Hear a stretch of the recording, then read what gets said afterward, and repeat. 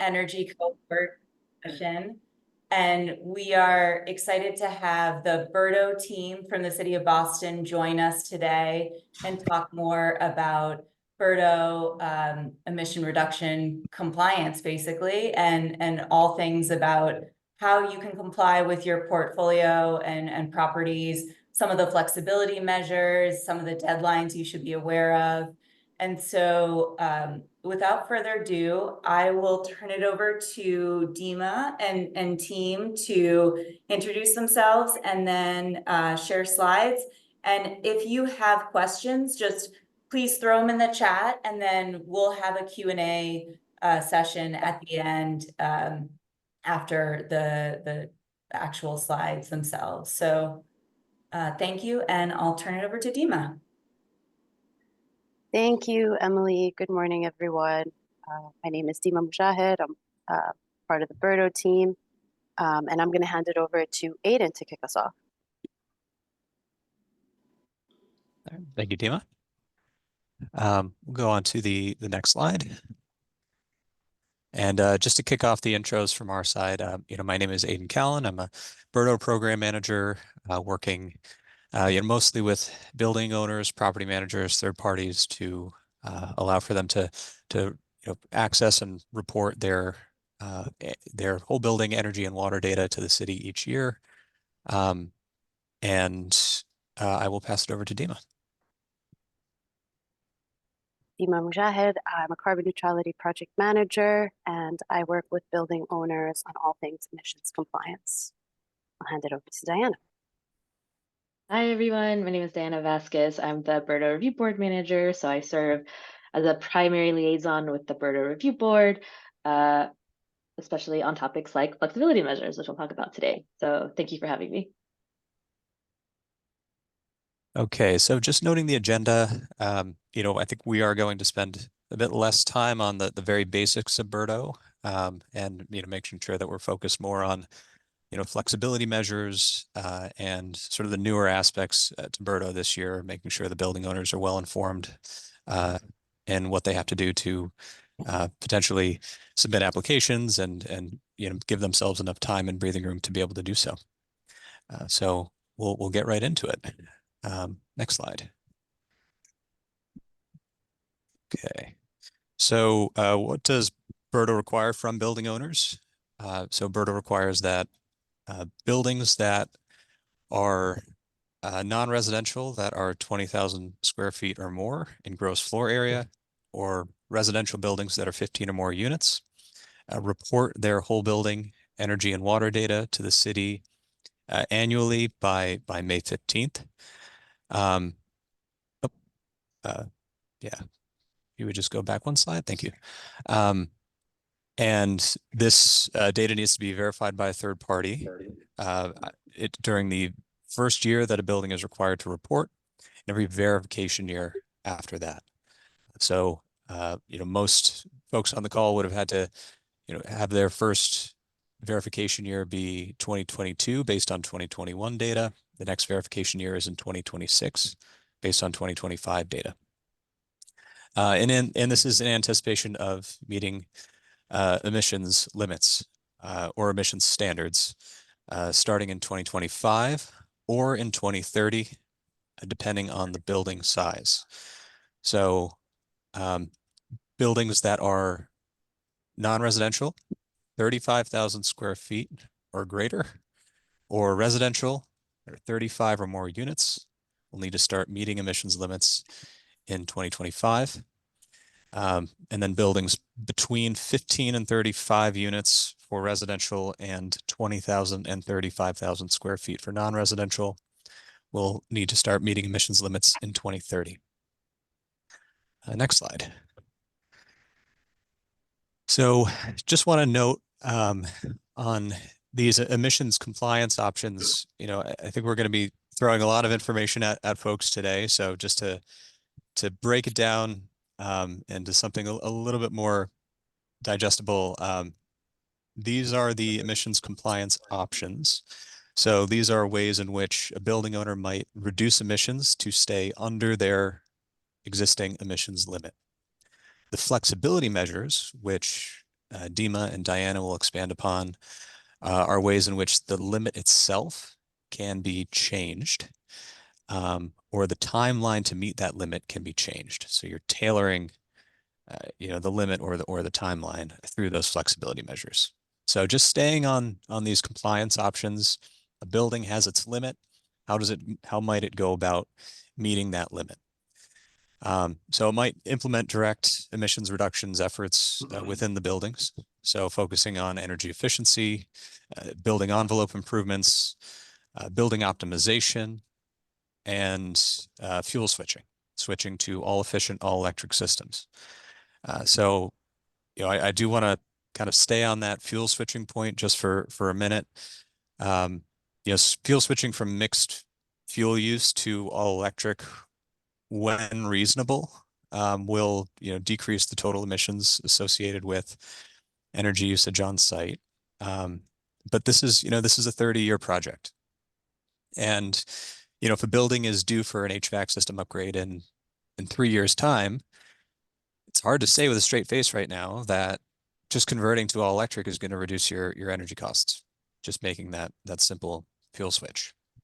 But there will be a cost eventually between now and 2050 to locking in that gas usage on site by replacing your existing gas-fired boiler with a new gas-fired boiler. So it's important to keep BERDO in those capital planning conversations, especially when it comes to HVAC replacements. And the reason why moving towards all efficient, all electric will really put you on a pathway towards net zero by 2050 is that the state of Massachusetts right now has a law requiring that the electric grid decarbonize or increase its renewable capacity by about 2 to 3% per year. So an all efficient, all electric building is just better positioned to benefit from that cleaning of the grid and sort of riding that grid decarbonization wave all the way to zero by 2050. But if a building does not meet its limit, it may do so by obtaining renewable energy. So I will expand upon that in the next slide. Or it may offset emissions tied to the electricity or non-electricity emissions through alternative compliance payments. So this is really investing in the community's decarbonization. So these payments feed into a fund, equitable emissions investment fund, that support building decarbonization projects, prioritizing benefits to environmental justice communities within Boston. And it's important to note too that if the emissions tied to the combustion on site, so gas, oil, propane, exceed the emissions limit, the only way to offset emissions associated with that combustion and to meet that limit is through making alternative compliance payments. Okay, next slide. So just expanding more on the renewable energy options. I do want to note before I get into this that we did recently release a guide specific to answering questions on renewable energy. So that guide is linked in the final slide of this presentation. But I know renewable energy can get a little bit complicated, pretty into the weeds. So I would very much recommend taking advantage of that resource. But just to kick things off here, Boston Community Choice Electricity.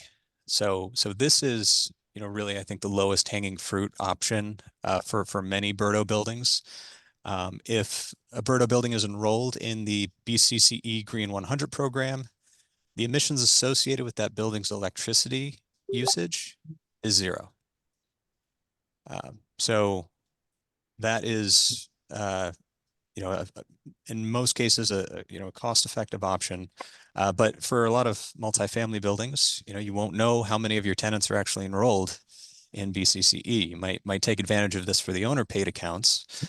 But how do you go about calculating in understanding your total building's BCCE enrollment. So I do want to note that that is something that the city is calculating on behalf of building owners. So we are taking a look at every BERDO ID, matching it up with each service address, and calculating on our end how much of the electricity for that building is enrolled in BCCE. And then we would make the appropriate calculations to reduce the emissions associated with that electricity usage. So next thing here, Massachusetts Class 1 renewable energy certificates. Unbundled Massachusetts Mass Class 1 RECs can be purchased, or bundled Mass Class 1 RECs can be purchased as part of a power purchase agreement. Then we have power purchase agreements, which are really energy contracts requiring the purchase of both the electricity and its associated RECs. We often see that the larger institutions are typically the players that have those contractual power purchase agreements that they enroll in. And then we have local renewable energy generation. So non-emitting renewable energy generation systems located on-site or off-site. I think a lot of folks on this call are involved in the SMART program. So that is quite a popular program in Boston, making solar more accessible, especially for affordable housing communities. So I do want to note that even though the owners do not retain the RECs tied to the SMART program's solar production, BERDO building owners can still take advantage of the fact that the emissions tied to that electricity production from that on-site solar is zero. So that SMART program, just noting that, again, the emissions associated with that electricity production from that solar is zero under BERDO. Okay, I think that's all from my end. So I will pass it over to Dima. Thanks, Aiden. Now, while you can pick and choose what options may be the most appropriate for you to reduce your electricity associated emissions, or making alternative compliance payments to reduce both fossil fuel and electricity, these may not fully reduce your emissions enough to comply with the emission standards for your building. In those cases, you may be eligible to apply for a flexibility measure that could adjust your emissions limit and your pathway to net zero. Here's a summary of the 4 flexibility measures that are under BERDO. 3 out of these 4 flexibility measures require an application to be submitted to the review board, with the exception of the blended emission standard. And we're gonna get into all of these. But basically, each flexibility measure has its own set of eligibility criteria and emission reduction pathways that we'll be going over. So we'll also let you know which can be combined together. And I'll run through the first 2. But first, just a brief explainer, I mentioned the BERDO review board needs to approve these applications, so might as well tell you who they are. They're an independent board that works to ensure that the benefits of BERDO reach all the communities in Boston, especially those that have been historically underserved. And it's a community-driven board with 6 out of the 9 members being nominated by Boston-based community organizations. Among some of their responsibility, the BERDO Review Board has the ability to review, accept, or deny applications to flexibility measures, allocate funding from the Equitable Emissions Investment Fund that Aiden had previously mentioned all ACPs go to. They can enforce BERDO, including issuing fines and penalties, or recommend updates to the regulations and policies. And if you would like to learn more, we've linked the BERDO Review Board website over here, and you'll have a copy of these slides after the presentation. So let's get into it. Our first flexibility measure is called the Blended Emissions Standard.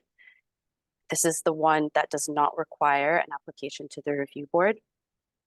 And this flexibility measure is basically meant for buildings with more than one eligible primary use type in their building. So if you look at the graphic, you can see that, for example, this building is majority multifamily housing by square footage. Most of it is residential, but then some of it, 25% of its square footage is parking, and then the remainder is retail. So if you individually look at all of these use types in the building, each has its own emission standard. And what you can do is blend the three together based on the ratio of each use type square footage to get one blended emission standard of 4.9 kilograms of CO2 per square foot per year, as you can see here. If you were to do this the standard way, it would be based off of the largest use type in your building, which is multifamily housing. So you would have to comply with an emission standard of 4.1 kilograms of CO2 per square foot per year. The blended emission standard allows more flexibility in your emissions limit, thereby possibly lowering the CO2 the CO2 emissions that your building would exceed, or possibly render you in compliance with the emission standards. So, as I mentioned, each flexibility measure has its own set of eligibility criteria that a building has to meet in order to be eligible. For a building with multiple use types to be eligible for the blended emission standard, each of these uses has to be or meet at least one of the following. The building use occupies at least 10% of the building's total square footage. A building use accounts for more than 10% of the building's total energy use annually, or the building use accounts for more than 10% of the building's total annual CO2 emissions. And if you are, if you're curious about the math and whether you would have more flexibility using a blended emission standard, I've linked a blended emission standard template here where you can make a copy of it. It's a Google Sheet. You can input your BERDO building's use types and square footages, and it will calculate your building's blended emission standard. And then you can assess whether that's the most appropriate option for you. It can also be combined with a building portfolio, I should mention. So if you have multiple buildings, you may request to combine them into a building portfolio. And that's the next flexibility measure I'll go over. So the graphic here on the left gives you an idea of what a building portfolio could look like. So say you have 4 buildings, each has an emission standard that's based on its own primary use type, like multifamily, office, retail, lodging. You can just choose to make sure each building individually complies with its own emission standards every year, or you can combine them all into one building portfolio that has one emission standard at the portfolio level and comply in that manner. This might allow you greater flexibility to comply with the emission standards because let's say 3 out of the 4 buildings are well under the emissions limits in 2025, but the 4th one is not. If all the 4 buildings are combined into one building portfolio, that non-compliant building may reap the compliance benefits of the other 3 buildings. And with that flexibility, that could allow building owners more time to plan and prioritize their capital investment projects in order to better align with their financial and logistical circumstances. The math is similar to how a blended emission standard would be calculated, but this is taking into account the square footage of all primary use types and their emission standards in each building and calculating it at the portfolio level. And I've attached, similar to the blended emissions template, there is one for building portfolios, and you can make a copy of it and also input your portfolio square footage and use types and find out what your building portfolio emission standard would be with your particular combination of buildings. So with that said, let's talk about eligibility. In order to apply for a building portfolio, you should make sure that the following criteria applies to you. That all buildings in this portfolio have the same owner or are part of the same institutional master plan. Now, this is super watered down, or I guess condensed. There are conditions as to what is considered the same owner for building portfolios. So, most of those are around having the same owner listed. So either listed in the records of Boston Assessing Department or the same sponsor of 2 or more deed restricted residential building, the same majority owner or beneficial owner of 2 or more special purpose entities or charitable organizations, or an entity that is directly or indirectly through its subsidiaries acting as a managing member or managing partner, or a charitable organization under common ownership and control of an entity that is legally responsible for BERDO compliance. And you can find all of these and in more detail actually listed in the building portfolios section of the regulations, which we've also linked at the back of this presentation.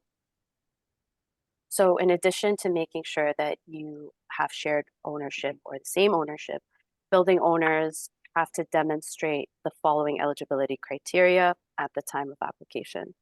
So your building uses, gross floor area, annual energy and emissions data have to all be third-party verified during the last verification year. So we need to make sure those are all correct. All the buildings in the portfolio are in compliance with their reporting, third-party verification, and emissions requirements. And there are no vacant buildings in the building portfolio.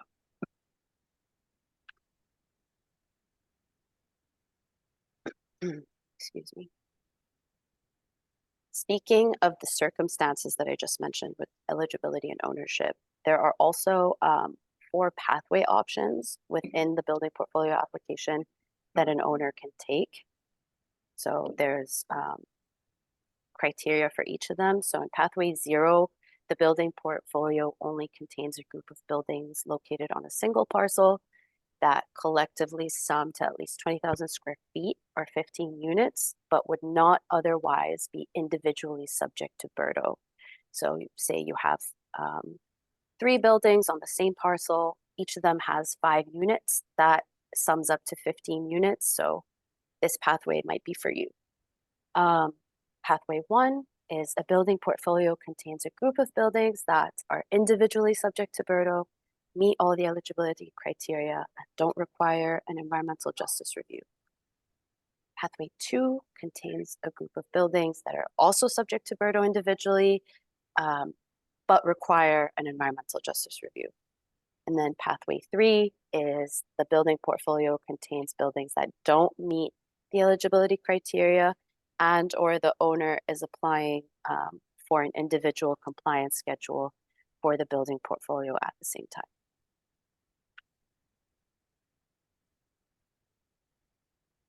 I also have we have a little timeline for each of these pathways. So for the most part, each timeline starts upon when the application is first submitted, and it involves a review process first from the Environment Department. This is where we make sure that your application is complete before handing it over to the review board for a vote of approval. If it's approved, the applicant is then expected to record the approval with the Registry of Deeds and send proof to the Environment Department. And if it is denied, the applicant may file a written appeal. So these, give or take, have the same sort of steps, different days of processing, just based on the circumstances, but this is the maximum timeline that each of these tasks would take. So feel free to look these over based on what pathway is most appropriate for you if you are choosing to apply for a building portfolio. And with that, I will hand it over to Diana to take us through the 2 remaining flexibility measures. Great. So I'll review individual compliance schedules. So as both Aidan and Dima mentioned, an individual compliance schedule is a flexibility measure that needs to be approved by the BERDO Review Board. So what is an ICS? An ICS is a flex measure that allows a building owner to have an alternative reduction schedule, but there are some conditions with an ICS. So for an ICS, you have to select a baseline year, and your baseline year cannot be before 2005 or after 2021. And when you use your baseline year to be sort of like your baseline, and then by 2030, your absolute emissions, so total emissions, have to be reduced by 50% by 2030 and 100% by 2050. So there is still an expectation of reaching zero by 2050, but depending on when your baseline year is and if you've done any sort of deep retrofit work in your building, it can provide more flexibility than the default schedule. And I should also mention for an ICS, your reduction schedule does need to be on a linear or better basis. So you can't, for example, have a rise in your emissions and then come back down. It does have to be linear or better. But depending on when your baseline year is and if you have historical data, this could provide more flexibility than the default schedule. So if this is something you're interested in applying for, the deadline is September 1st, and it may be combined with building portfolios.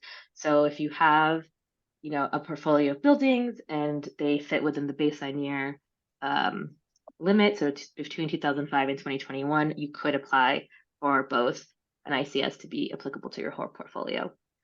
In order to be eligible, building owners will be asked to demonstrate the following criteria for all of the buildings. So if, for example, if you have a portfolio, this would apply to each building in the portfolio. That the building owner can provide third party, or that the building owner has third party verified the building uses, gross floor area, and annual energy and emissions data for the baseline year. Each building's total gross floor area has not been reduced by more than 10%, and each building's largest primary use remains the same from the baseline year to present day, and that each building is in compliance with applicable reporting, third-party verification, and emissions requirements. So this really, the key takeaway is if you have historical data or historic data on your buildings and you think this could give you some more flexibility, an ICS might be the right choice for you. And there's a link to the application if you're interested in checking that out. Next slide. And this is the timeline. So similarly to building portfolios, the timeline really starts once an application is submitted. So within 30 days from a submission, the Environment Department will confirm that an application is complete, or we'll reach out to you and ask, say, we have some questions. I think you missed some questions. So we'll really work with you to ensure that the application is complete. I hope folks don't feel like, if it's not complete, we'll throw it in the trash. Like, we'll reach back out and we'll make sure that anything that's missing gets completed. And then after the confirmation of an application being complete, within 90 days from that, your application will come before the review board. And I just want to reiterate, this is the maximum timeline. So things could move more quickly than this, but this is just to give you an example of what the maximum timeline would look like. Next slide. Next is hardship compliance plans. So hardship compliance plans provide the biggest possibility for relief, but because of that, it is also the biggest lift in terms of applications. So hardship compliance plans allow building owners with eligible hardships to request either alternative emissions reduction timelines and or limits. So in this example here on the left-hand side, this person or this applicant requested an alternative emissions standards, and timeline, I suppose. So it won't be what is written in the default ordinance. They can apply and say, I want to do, these certain emissions standards. So HCPs really allow for a lot of flexibility depending on your situation, but they also are, as I mentioned, the biggest lift in terms of applications. So the deadlines for HCPs for this year, July 1st for short-term hardship. After this year, the applications will actually do 9 months in advance, so April 1st, and then October 1st for short-term hardship. Long-term hardship, meaning a plan that lasts 4 more years, with the caveat that at 5-year increments, you will check in with the review board to make sure, just ask if there are any material changes to the situation. If not, keep going. And then short-term, meaning a plan that lasts between 1 and 3 years. And hardship compliance plans can be combined with a building portfolio. So if you have an approved portfolio of buildings and you believe that your eligible hardship exists across all of the buildings. So across at the portfolio level, you can apply for hardship and have it apply to all of those buildings in that portfolio. So we have three what we call eligible hardships. They include when compliance with emission standards require space, equipment, or other electrical services that are just not available. When compliance with emission standards significantly interfere with the ability or significantly increase the cost of providing services that are critical to community health and safety. And lastly, when compliance with emission standards creates an unreasonable difficulty on building owners in terms of cost. So yeah, next slide, please. So what are we asking for building owners when they apply for hardship? So in terms of eligibility criteria, building owners may apply for hardship if all of the following are true. So you must demonstrate the existence of one or more of what we're calling circumstances and or characteristics affecting compliance as described in the regulations. So we have about a list of 15 circumstances and characteristics in 4 different categories. We didn't include them in the slide deck, but if you find our application, you'll see all of them listed.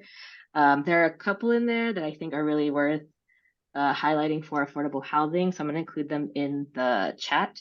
But these are circumstances and characteristics that kind of describe your situation as a building.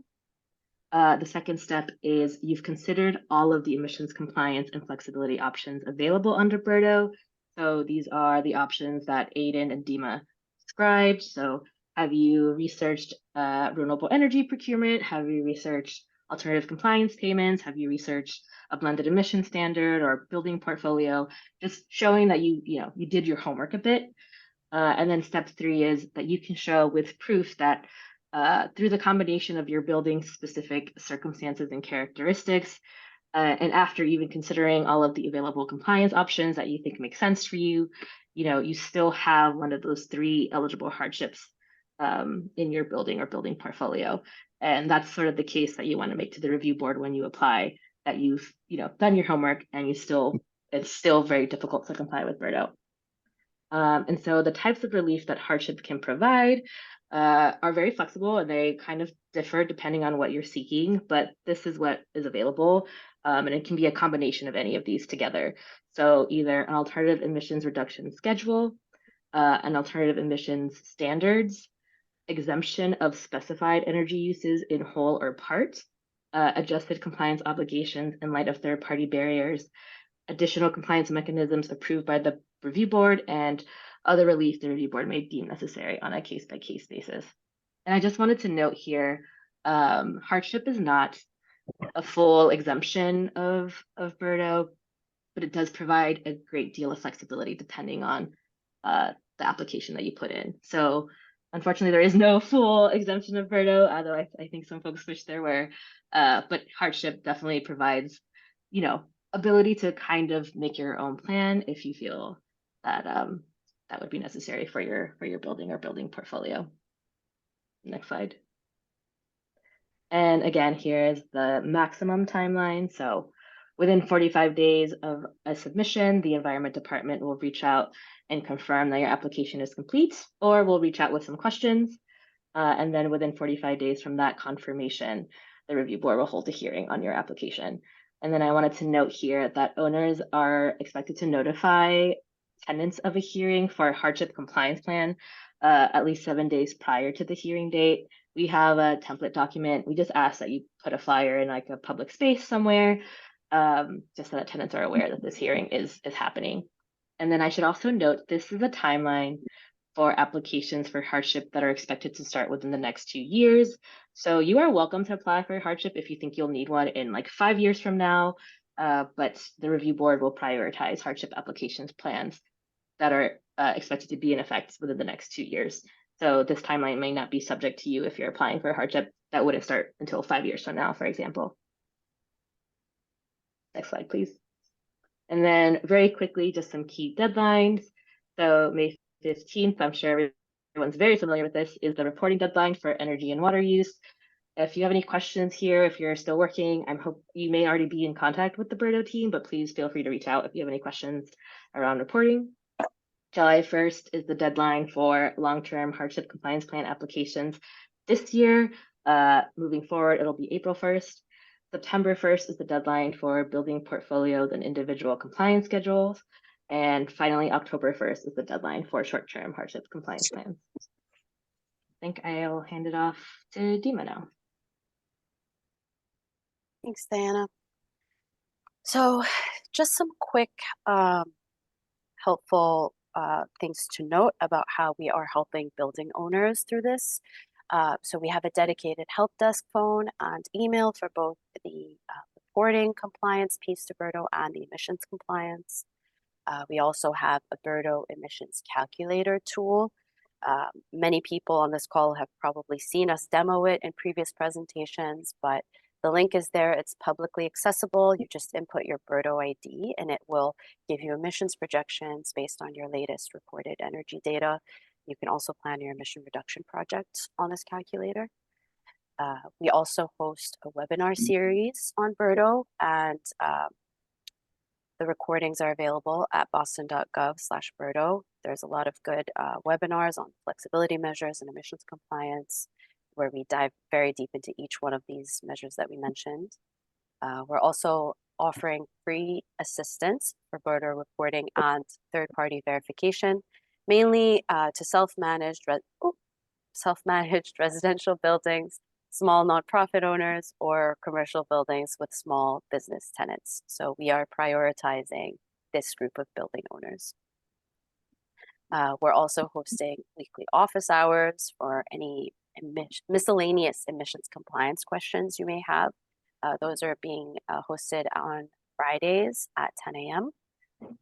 We are also offering one-on-one building consultations where you meet with a member of the BERDO team and we go through your building emissions projections and the compliance mechanisms and flexibility measures that BERDO offers, among other things. And then we have some helpful guides in here, the How to Report guide, the Renewable Energy guide that Aidan mentioned, and the Hardship Compliance Plan guide and FAQs that Diana mentioned. Coming down the pipeline, we're also going to have a BERDO handbook for condo associations. So stay tuned and please subscribe to our newsletter for more updates about all these helpful resources and possibly office hours or consultations. Lastly, I'll link to the BERDO homepage, our regulations, the retrofit resource hub, and the emissions calculator. And then if you have any questions relating to either emissions compliance or energy reporting, please contact us at the following emails. Thank you all for your time and attention, and we'll open it up to questions and answers.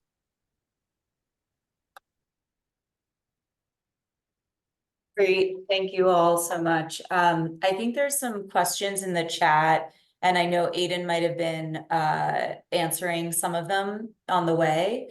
So I know Greg had a question about the BERDO accounting. Is that, and I don't know if Aidan, if you already answered that one? So yeah, the question was, how is BERDO accounting for the reality of the generation mix? So said most electricity electricity consumed in Boston is being generated using fossil fuels. So shifting thermal loads to electricity could actually increase emissions in the real world. So yeah, this is a great question. So I think there is some uncertainty longer term about the greening of the grid. So as I mentioned, all efficient all electric buildings are better positioned to benefit from the electricity grid cleaning by a few percentage points each year, and continuously cleaning over the next few decades. But to combat that uncertainty, there is a backstop in BERDO to say that yes, there is a plan, by law in Massachusetts that the grid must, decarbonize. But should the utilities not meet those goals for any reason, we have, I believe it's in our regulations or our policies document, but basically a backstop to say the emissions associated with your electricity will be no worse than these values. So just for long-term planning purposes, and any uncertainty or concern over whether or not the utilities are actually going to be able to meet these obligations, for BERDO purposes, we do have that backstop. So. Thank you, Aiden. And then another question that came in was understanding the payment structure. So for compliance fees in terms of dollars a day or number of tons for the alternative payment, if you could just speak a little bit more to that.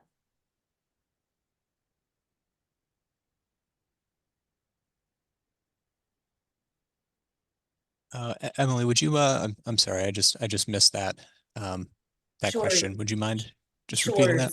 So the question is about non-compliance fees and then or dollars per ton of alternative payment and other carbon offset procurement that you can buy. How it's a question about how those payments, what the costs are. Sure. So, yeah, that basically the non-compliance fees, those alternative compliance payments, are $234 per metric ton of CO2 equivalent, and really for planning purposes, that is a more significant cost than the alternatives, which are offsetting emissions associated with your electricity usage. So at this time, it's a more cost-effective option to enroll in Boston Community Choice Electricity, purchase renewable energy certificates, enroll in a power purchase agreement. Offsetting emissions associated with electricity is going to be cheaper than offsetting emissions associated with non-electricity energy. So that $234 per metric ton of CO2 equivalent is a significant cost, and I would recommend folks go to that BERDO emissions calculator, which Dima mentioned. It's in a link in one of the last slides, but it's a public-facing tool where anyone can plug in any BERDO ID and view the emissions associated with that building. Add in custom projects to understand how certain future projects might impact that long-term outlook. But as part of that, those calculations, we do have the alternative compliance payments factored in to that calculator. So you can understand, what the long-term cost implications are of certain decisions and better understand the return on investment of making certain capital improvement decisions when it comes to avoided alternative compliance payments costs longer term. Thank you, Aiden. Diana, it looks like you answered Riddy's question around flexibility on the baseline year. Did others have questions that weren't answered in the chat? I know, I think William had a question about if one of the 4 types is less than 10%, how does it, how's that handled? Looks like Dima, you put that in the chat as well. Did anybody else have questions that weren't answered in the chat? Feel free to come off mute and you can raise your hand or ask them. I'm also happy to elaborate on Great. my answers. So the question was if there was flexibility around the baseline year for hardship compliance plan. This is a good question. And it's a good reminder that we should be clear about the distinction between an individual compliance schedule and a hardship compliance plan. So an individual compliance schedule is only an alternative emissions reduction timeline. So it's only about changing, it's only about changing the timeline of your emissions reduction. And it does have all these requirements associated with it. So for example, your baseline year has to be between 2005 and 2021. You have to have an absolute emissions reduction of 50% by 2030 and an absolute emissions reduction by 2050. So a hardship compliance plan does not have any of those requirements associated with it. So there's no requirement to select, a specific baseline year or have absolute emissions reductions by 50% or absolute emissions reductions by 100%. A hardship compliance plan is a little bit more open, a little bit more flexible. So should an applicant decide that they're seeking an alternative reduction schedule, you can sort of pick what that looks like, but you have to make a case to the review board that it is an appropriate timeline. So it's more open, but you are still sort of making a case to the review board that it makes sense for your situation. So there are no requirements like there is for individual compliance schedules, but it is a little bit higher of a lift, and you are sort of making a case to the board, if that makes sense.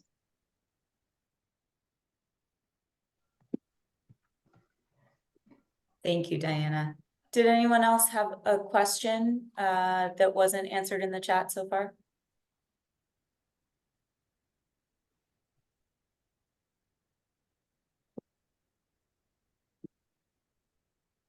And we'll share the slides and recording after this session, and want to thank the City of Boston team for all of your work on explaining this complex process, and for all the office hours that you're providing and all of the other wraparound resources and support. And so if folks have additional questions, I think we'll direct them to these resources and then the office hours as well. I got one other question that came up in the chat is, how does one take into account the non-static nature of the portfolio? If that makes sense. Sure, I'm happy. I can. And Dean and Aiden, please chime in if I forget anything. So an owner does have the ability to remove a building from the portfolio. We just ask that you provide notice to the review board. So there are expected deadlines, but we know that things come up sometimes. So ideally by September 1st, if you know a building is no longer to be in your portfolio, we ask that you give notice to the review board. But if something else comes up, please reach out to us and we can talk about it. But there is possibility to modify a portfolio. Thank you, Diana. And any other questions? Everyone knows where to find the BERDO team, I think, to follow up. Well, thank you, Dima and Aiden and Diana, for this fantastic information.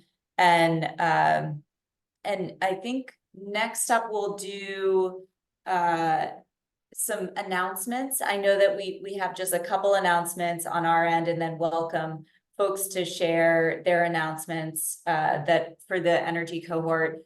The first announcement is just that we have our next energy cohort session on Tuesday, June 11th at 11 a.m.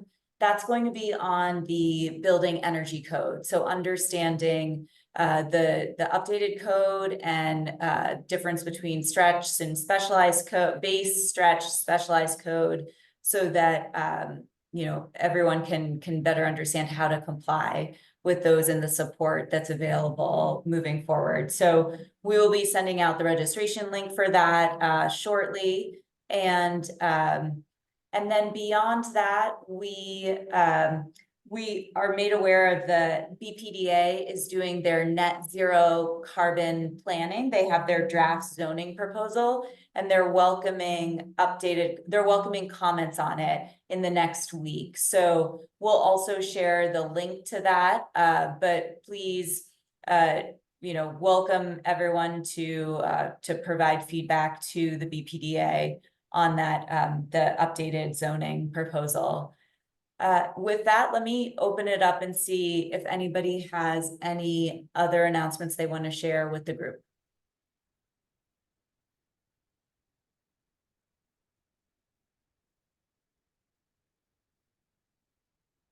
And if you do think of any relevant opportunities, just feel free to send them my way as well. And so it looks like no announcements.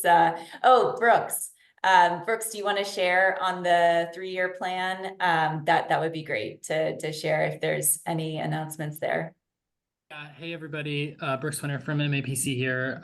Just wanted to note that the last listening session about the Mass Save 3-year plan for 2025 to 2027 is coming up on June 3rd. I think that's an evening, like a 6 o'clock start. I'm going to drop the link in the chat if folks are interested. Emily, thanks so much for the great comments that you made at the last one earlier this month.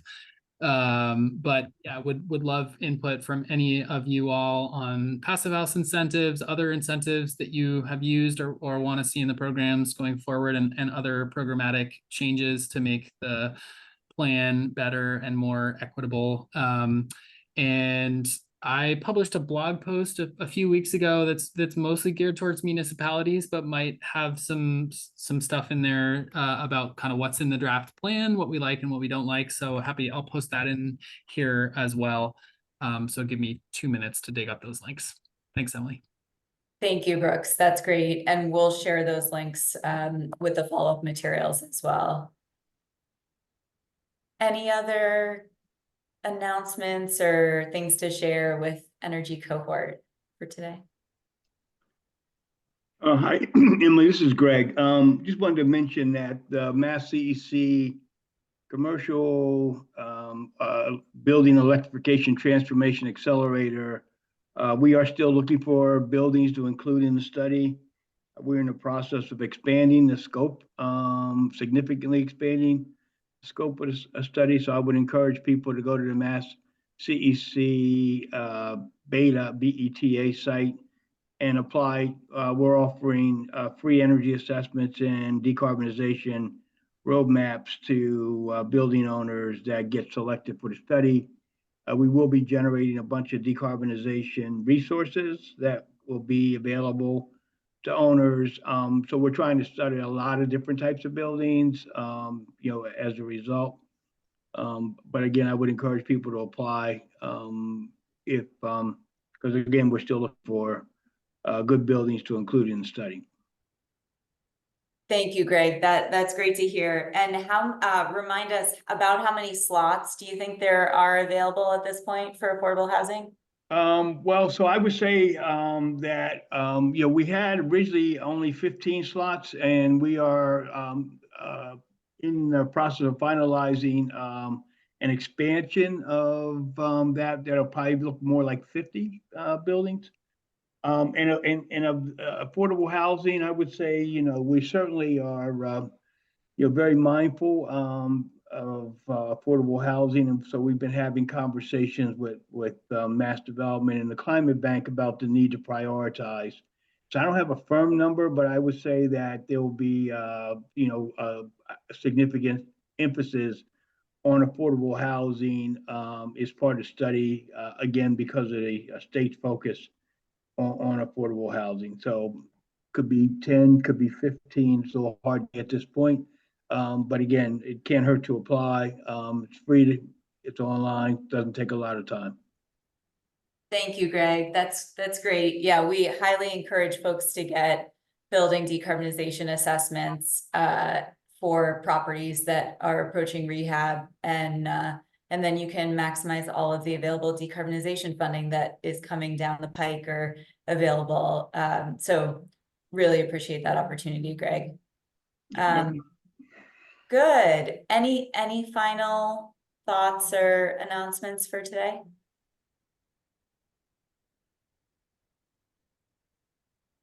Well, thank you again to the BERDO team. Really appreciate you sharing all of this helpful information with us. We'll be sharing the resources with the group, and if folks have questions, we'll share the BERDO team's contact information. And hope everyone has a lovely Memorial Day weekend, and whether you're going to a wedding or the music festival or what have you, and we'll see you hopefully again on June 11th for the Building Energy Code presentation. So thanks all. Thank you all. Thank you, everyone. Thank you.